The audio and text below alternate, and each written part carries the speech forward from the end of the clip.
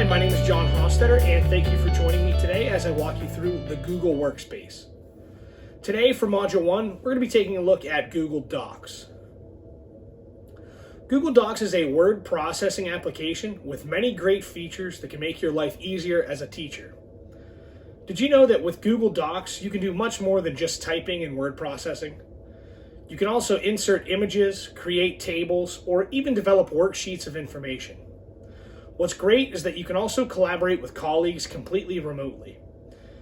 It's going to update the information in real time so that everyone can have the most current information with exactly who edited it and at what time.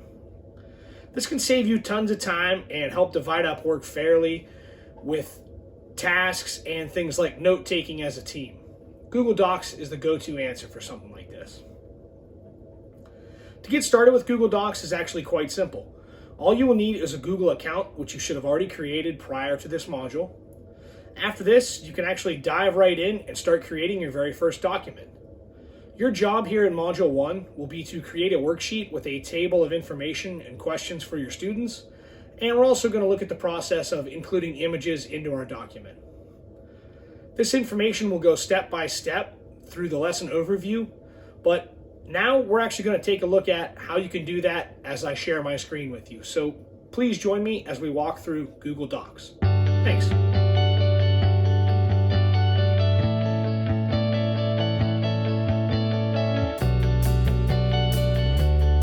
Hello folks, thank you for joining me. So as I mentioned, we are going to be walking through creating our very first Google Docs sort of worksheet or handout. So as I mentioned in the first part of the video, you will have already needed to create a Google account. So once you have done that, you can go ahead and scroll up here to sort of your Google waffle. Sometimes it's referred to, but today we are going to be working with Google Docs. So you're going to go ahead and click Google Docs, and you'll see it'll bring you right up to this page here. And if this is your first time using Google Docs, you might have just some templates up here and no recent documents, but we're going to go ahead and click New. And that's going to go ahead and open up a blank document for you.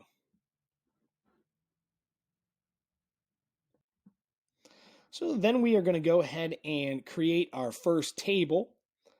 So we're going to click the Insert menu up here on the left-hand side, and we're going to scroll down to the Table.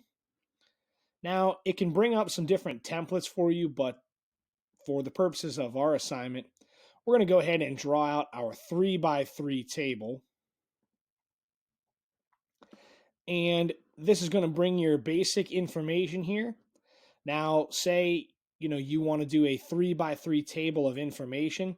So you might want to add another row of, for a title or things like that. You can actually go ahead and right-click your table there, and it'll bring up some options right here for you. You can insert a row or an extra column. So I'm going to go ahead and insert an extra row right there. So now that we have went ahead and created our table here, I want to make this sort of my title row. So I'm going to go up here and align my text to the center here. And you're going to choose this with whatever content you like to fill in. But I'm just going to type in short vowel. And I'm going to tab over to my middle. And I'm going to type in long vowel. You can type in whatever you like there. But you can go ahead and align your text however you like. Maybe if you want to start typing in some text there, you can have it aligned to the left if you have a body of text. Okay? So now that you kind of have an idea of how you can create text there, I'll leave you to fill in your table however you like. But I am going to show you how to include an image in your table as well. So you can click on whatever space you would like to include the image. We're going to go back up here again to the insert bar, and this time we're going to click on image.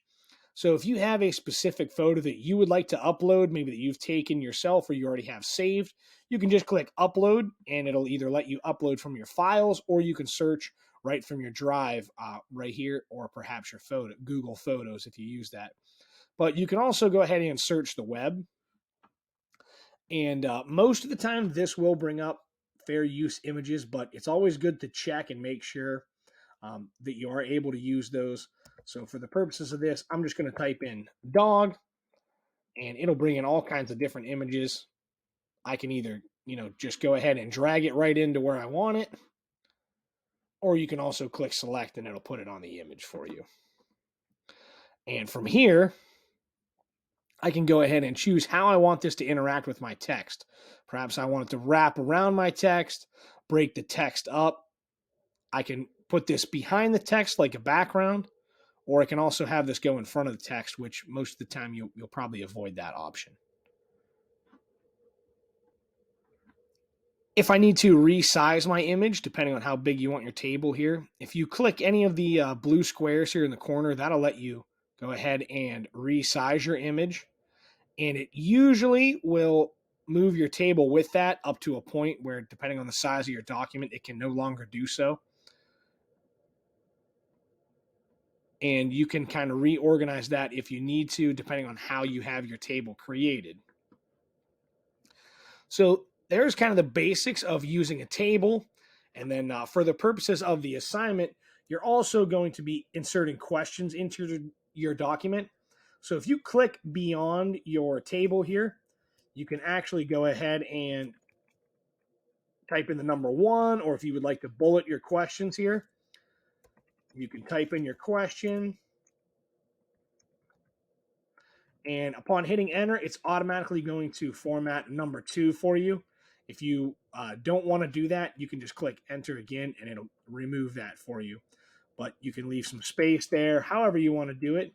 And from here, now that you kind of have the simple basics of building a table and using Word document, you can also go up here and, change your text and format it to how you like. If you like bigger text, or you want to choose a different font size, bold, italics, or underline your text, all that can be up here.